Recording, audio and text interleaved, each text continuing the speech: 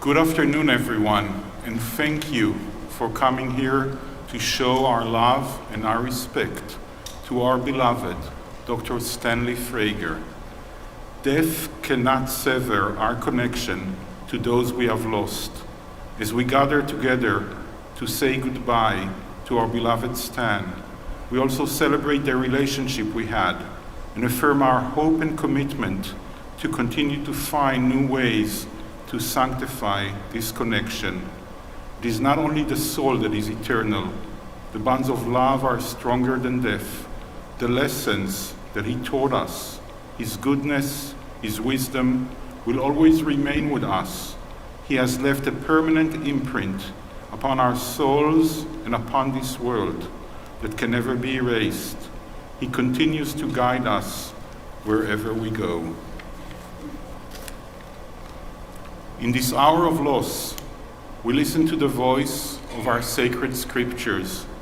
They bring us the ancient, yet ever new message of God's nearness. They tell of our kinship with our Creator, in light as in darkness, in joy as in sorrow, in life as in death. And we read Psalm 121. אשא עיני אל ההרים, מאין יבוא עזרי, עזרי מעם אדוני, עושה שמיים וארץ. I lift my eyes to the heavens. From where does my help come? My help comes from God, who makes the heavens and the earth. God will not let your foot give way. Your protector will not slumber. God will watch over you and guard your coming and your going, now and forevermore. Psalm 23.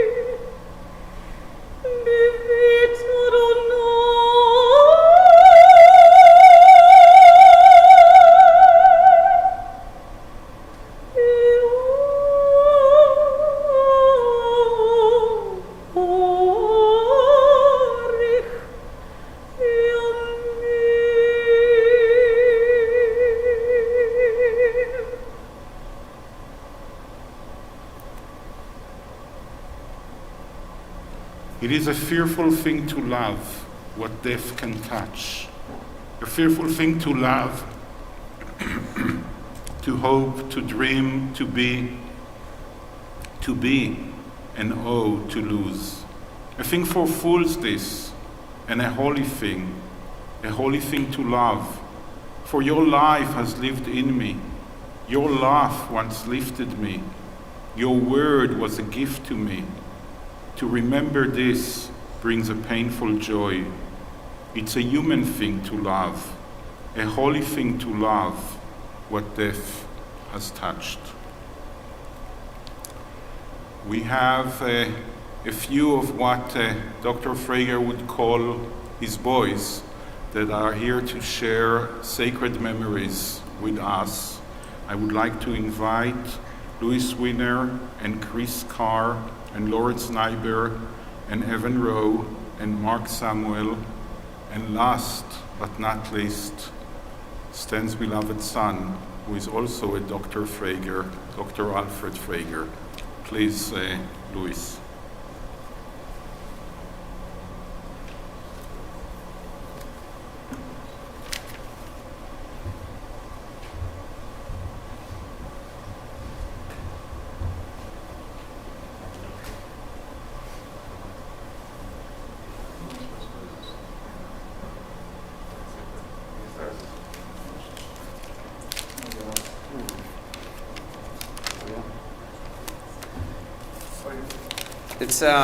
It's a real honor to be here today. Dr. Frager, Doc, was beloved to so many of us. There's few who have had such a profound impact on my life in particular. I think we're going to hear a lot of hope about, some of the experiences in scouting and everything that he did for so many of us. When I think about Doc, what really comes to mind is he gave so much. We're never going to be able to pay that back or even pay it forward, but he also got so much out of it.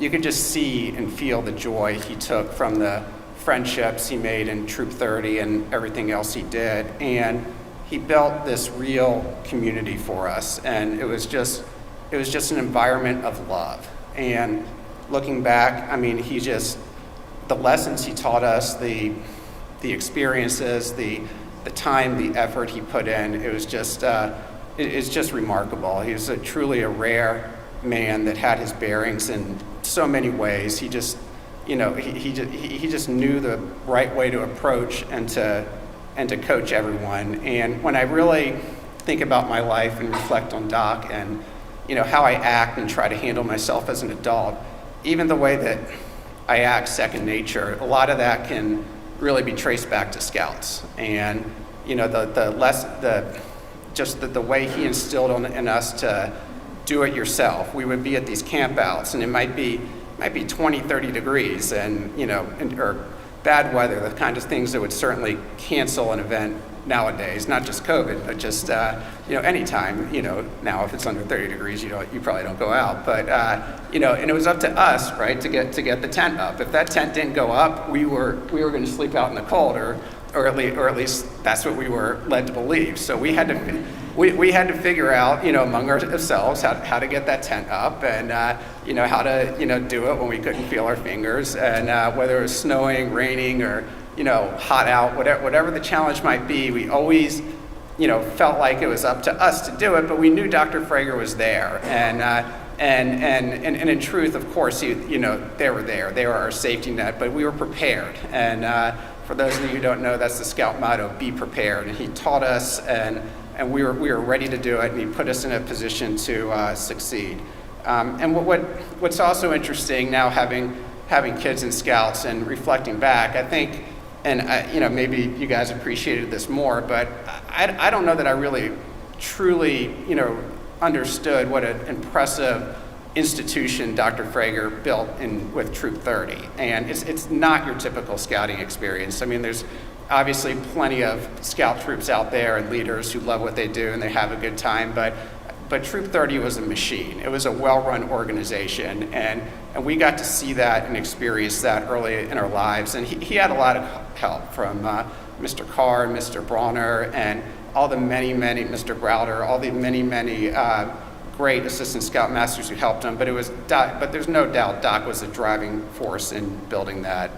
I also got to see Doc in his professional capacity. He coached me on the mental side of the game, and as a young adult, in my case, kicking footballs. And when I think back on that too, I mean, the way that he tailored his approach for me and my personality. I mean, he was one of these coaches who coached the player, loved the player, and it was always about me and helping me be in a position to succeed. And the way that he prepared me and with the visualization techniques and everything else he did was so thoughtful, so deliberate, so smart to be able to get ready for the intensity of the moment without him, having been in that particular situation was truly remarkable. So today we say goodbye to a very, very special individual who I will always remember and always love. And my condolences to the family, but a life well lived, Doc.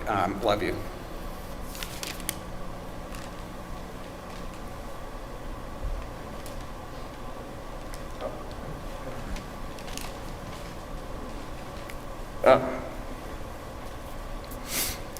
Hello, everybody. My name is Chris Carr, and I'm going to echo kind of one of the things that Mark brought up.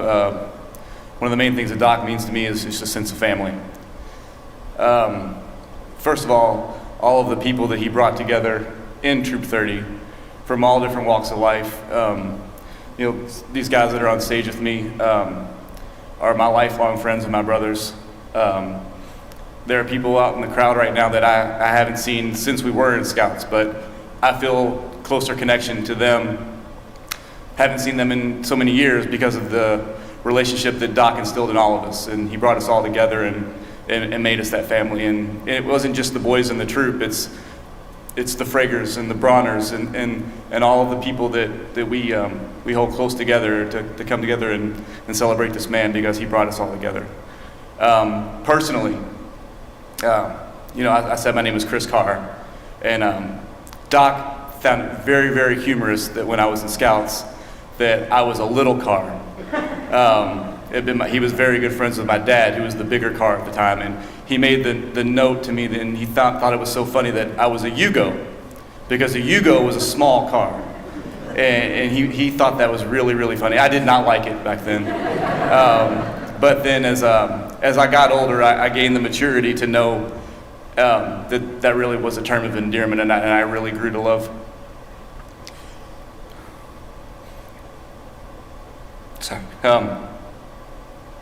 He was really good friends with my father, and I lost my father when I was 20 years old. And not only was he the father figure of being a Scoutmaster, he stepped right into that role, and he watched over me as I went through college and as I became an adult. And I know that I just am saying the same thing that everyone will know, is that he was always there for us, and we're always going to miss him. We're going to love him. So, thank you.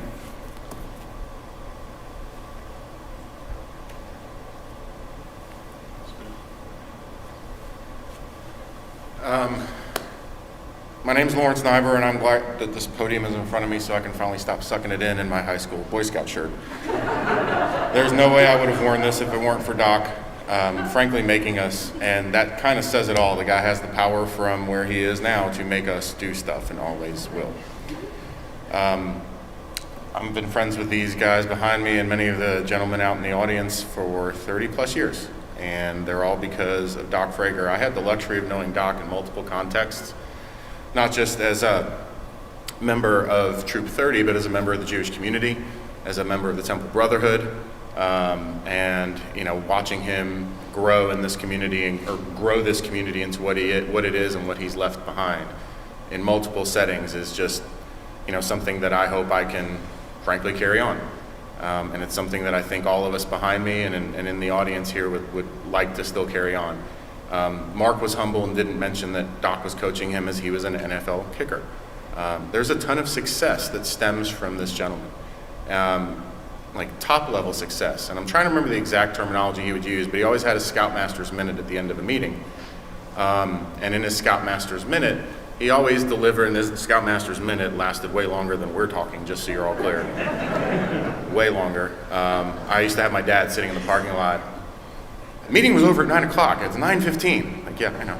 So he never figured out that it was always going to be 9:15, which is ironic because Doc was always late to stuff. He was on Doc standard time.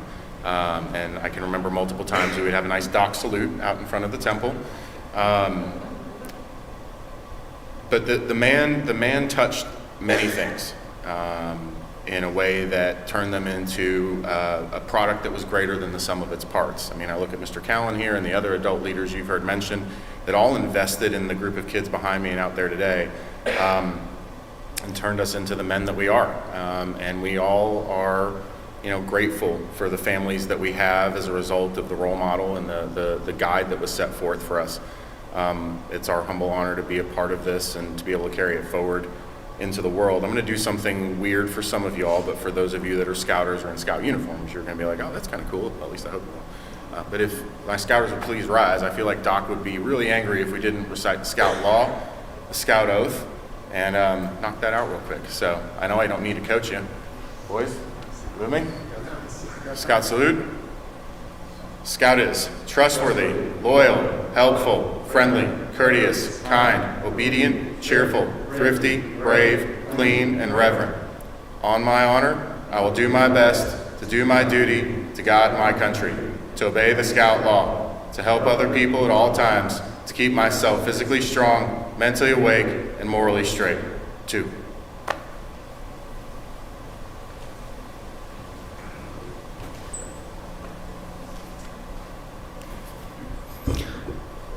Hi everyone, my name is Lewis Winter. I have known Dr. Frager since September of 1986. It's around 12, 13 years ago, Dr. Frager was talking to me, and he asked me to say a few words at his funeral. And it's an honor to be here, to say something, and I've been dreading this moment since that time. I have thought about it many, many of times, and this will be a hard thing for me to get through. Dr. Frager was my mentor. He was the mentor to many of us here, and it is extremely difficult to put into words what he has done for so many different people in scouting, in this community, in the sporting world, throughout this entire city and state. I want to give you a little bit of background on Dr. Frager that you may have read in some of the material you'll have, just so you know a little bit about him. Okay. Dr. Frager, who we all call Doc, was born in 1939 to Rose and Alfred Frager in St. Louis, Missouri. Doc was a Cub Scout, and the highest ranking Cub Scouts is the Arrow of Light. Doc, of course, earned the Arrow of Light Award. After Cub Scouts, Doc joined the Boy Scouts of America in 1954, and all of us who've been to Eagle Court of Honors know it's 1954. Doc earned his Eagle rank, which is the highest rank in Boy Scouts. Doc was also an avid musician. Okay, I didn't really know this that much until I got to know him as an adult, but he played in a band. He lived in Los Angeles, and he played the upright bass. Doc attended Washington University in St. Louis, Missouri on a music scholarship where he earned his BS and his BA. After that, Doc actually thought about going to law school, but after a year of thinking about it, changed his mind, ended up in Los Angeles at UCLA, where he earned his MA and his PhD in psychology in Westwood, California. While obtaining his degrees, Doc also worked as a probation officer for about 9 years. What's interesting, what I learned from that is, if you ever went to a restaurant with Dr. Frager, he never wanted to have his back face to the door. He did not. He learned that from his days there. So he would always insist that where we're sitting has to be this exact way. I'm that way to this day as well.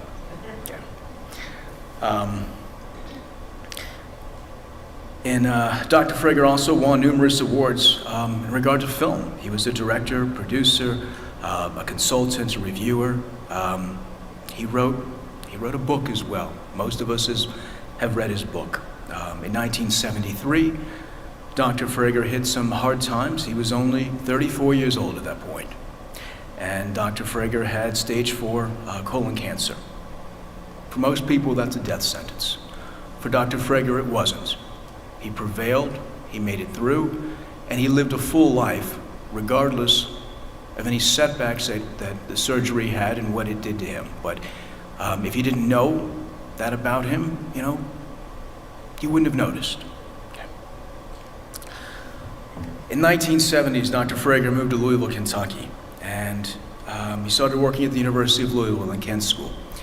He was a psychologist, and he continued working as a psychologist there. He also had a very popular radio show for a number of years, originally on WHAS and then to other radio stations.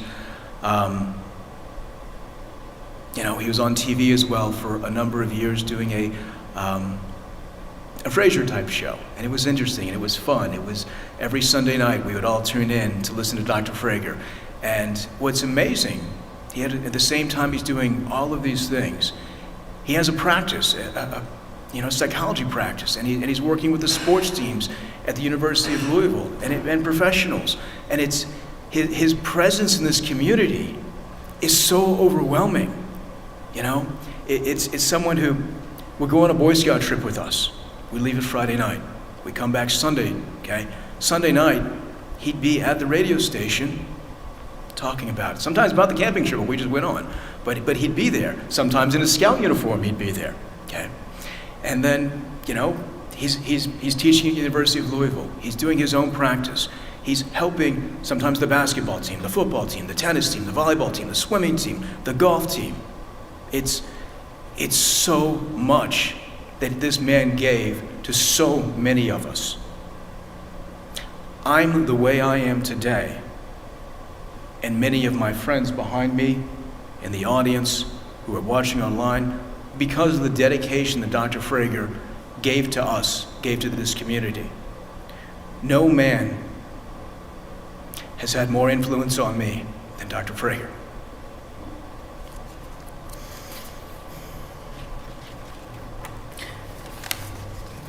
There are a lot of we call them Fragerisms, little funny things Dr. Frager would say at times that are at least worth repeating a little bit now. And I'm sorry if other people have said them a little bit, but Dr. Frager would always call up our house or anybody's house at any point. He didn't really care what time it was, and he would say, "Scouting."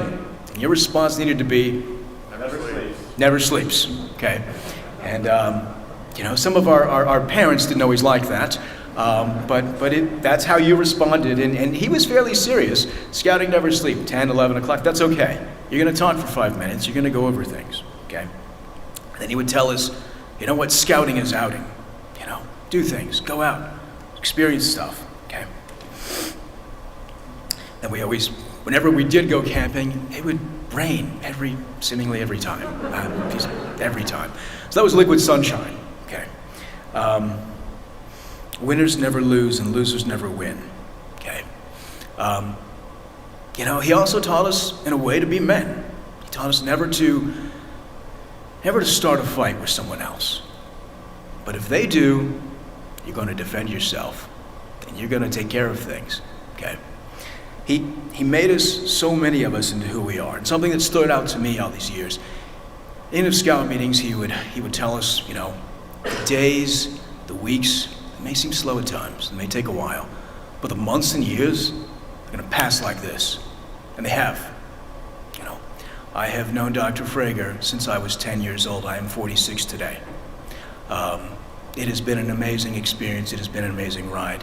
He is like a father to me and so many other people. Thank you.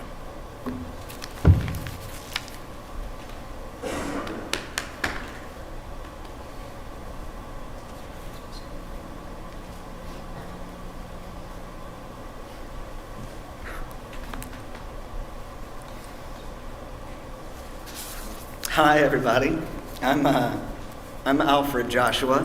I'm Stan's son. I told my dad once that I was going to be a little nervous to have to speak at his funeral. Frager men are very emotional. We're very emotional people. We can't hide it. We wear our emotions on our sleeves, and we cry a lot. So excuse me if I cry a little bit while I'm up here. My dad responded to me that I would be fine and that I had nothing to worry about because I was a model speaker. I remember driving home after he said that, and I was feeling pretty good about myself. My dad, Stan Frager, said that I was a model speaker. Then when I got home, I decided to look up the word model. Small imitation of the real thing.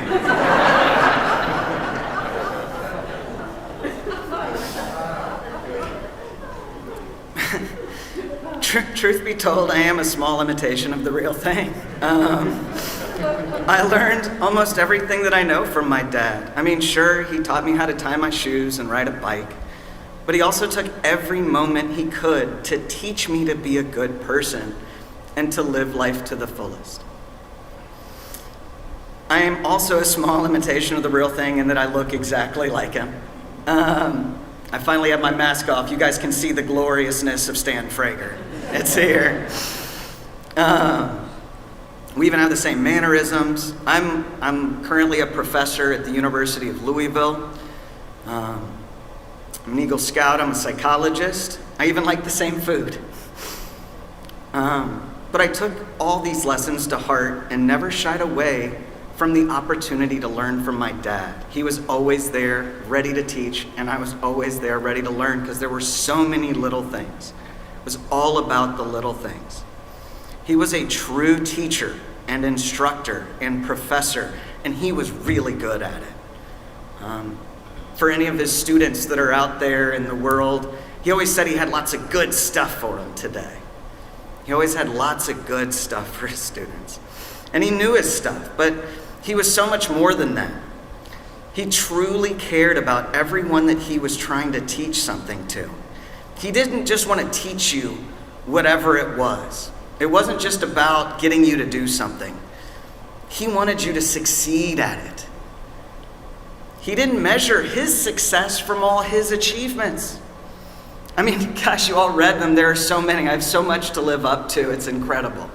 If I'm half the man that he is, I will have lived an accomplished full life.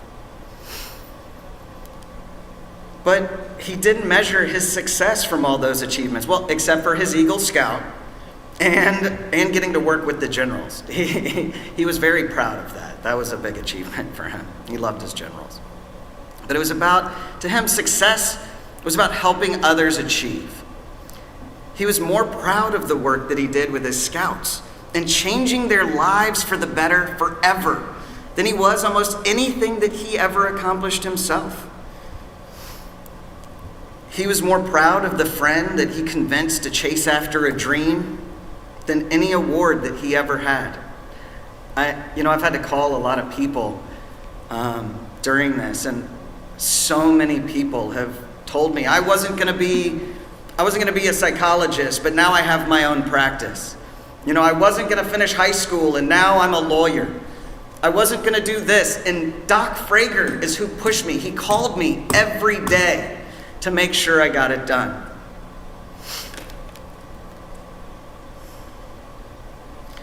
Somehow he had a way of uncovering and finding out what people truly wanted in life, and then he would do everything he could to help them achieve it. He had to have loaded up. I don't know if he had this little notebook that he carried around everywhere with him, but I can only imagine that it was full. I mean, every time he would meet with somebody, he'd probably go a couple weeks ahead and write, I need to call so-and-so and make sure that they're keeping up with their homework. I mean, he gave people homework, and he kept track of it, and then he would call them. He believed in his friends, and he made sure that they felt it. That must be why I've never gone anywhere in the city of Louisville without running into at least a few people that he knew personally. We'd go to lunch and a million people would walk by. I was sitting at lunch today and just the other day, and Lyle Sussman, one of his three amigos, his closest comrades, walked by out in front, and I thought it was so beshert. It was so meant to be that anywhere we go in this city, I'm going to find somebody that was touched by Dr. Frager. He never met a stranger either. Even if I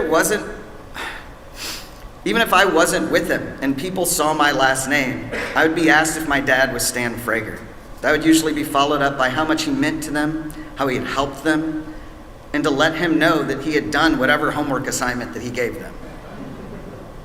I'm not kidding. I had to let my dad know that you all got your work done, so thank you. I let him know. My dad also taught me how to be a fighter. He fought through cancer and beat it, and he was never one to back down from whatever life threw at him. Many times he'd find a way to make the hard times fun, like throwing someone under the bus for saying the scarlet R word. You don't say the R word in Troop 30. But I mean, he loved doing, even when we'd go on road trips to see Danny and Aunt Maris and Michael, we'd do rounds of make new friends and keep the old. And he'd get so excited and he'd take his hands off the steering wheel, and he just always had so much life in him. He'd find joy in every situation. And for those that didn't know, my dad has been very sick these past few years. And if you haven't been getting your regular check-ins from my dad to make sure you did your homework, I can assure you it was more about his physical ability than his love for you. I know in these last couple of years he wanted to call everybody so often and he just couldn't. And I just want you all to know he loved all of you all and he wanted to reach back out. He fought very hard through very difficult times so that he could be with his family and his friends, and most importantly, my stepmom, Patty. His love for Patty was incredible, and through her, he taught me how to be a man and treat a lady. He would make sure to let me know about a lot of the little things he would do for her and why it was so important to do all of those little things. It was always the little things that mattered most that made the big difference. He loved her so much, and he did everything he could to make sure she knew and that she felt it. He was many of you all probably didn't get the side of him, but he was a true romantic, and he was really passionate about those he loved. In Patty's last year before she retired at school, my dad had one rose delivered to the school every Monday for an entire year. I remember when the first one got to her because he was so excited to hear from her afterward and hear how happy it made her feel.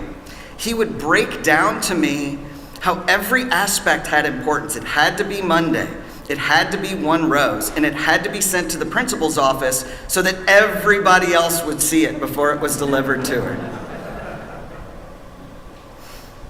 He would always say it's okay to be a hot dog, but don't ooze mustard.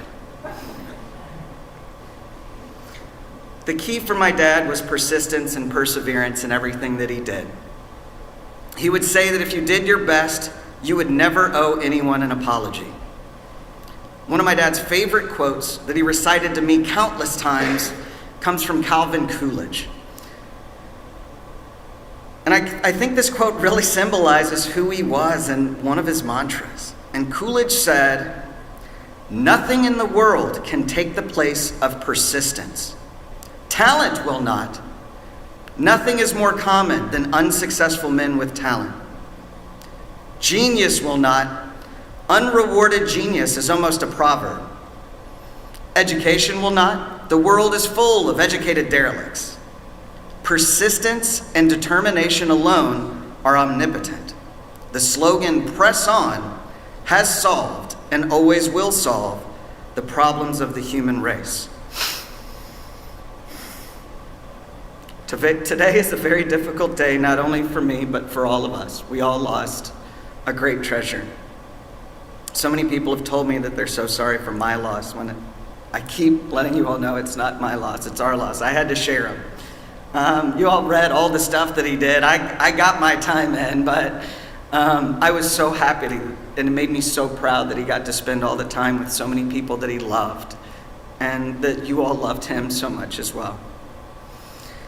It's going to be hard moving forward today, the next day, but it'll get easier. And I challenge you all to press on. Just because he's not around anymore, to remind you to keep pushing, to give you a pat on your shoulder when you're having a rough day, to lift you when you fall or to help you when you're sick. We must press on.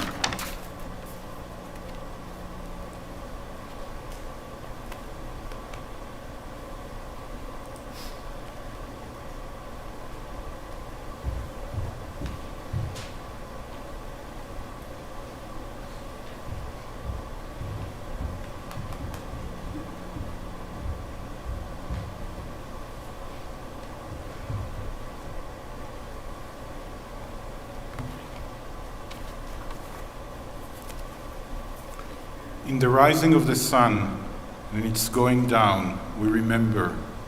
In the blowing of the wind and in the chill of winter, we will remember him. In the opening buds and the rebirth of spring, we will remember him. In the rustling of leaves and in the beauty of autumn, remember him. In the beginning of the year and when it ends, remember him. When we are weary and in need of strength, let us remember him.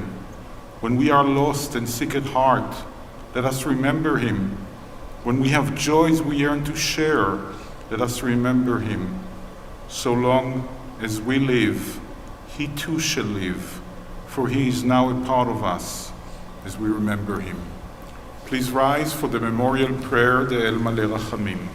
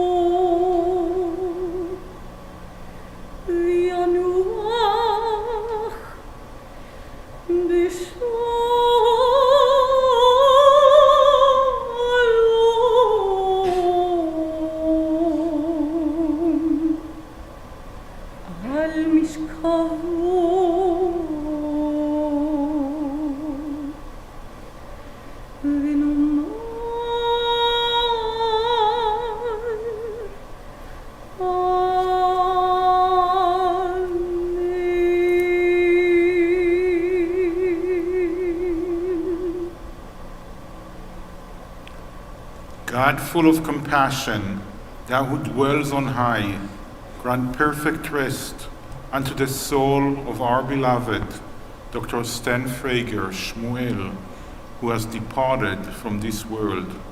Lord of mercy, bring him into thy presence, and let his soul be bound up in the bond of eternal life. Be thou his possession, and may his repose be peace. And let us say, Amen. Please join me as we say together the mourner's Kaddish.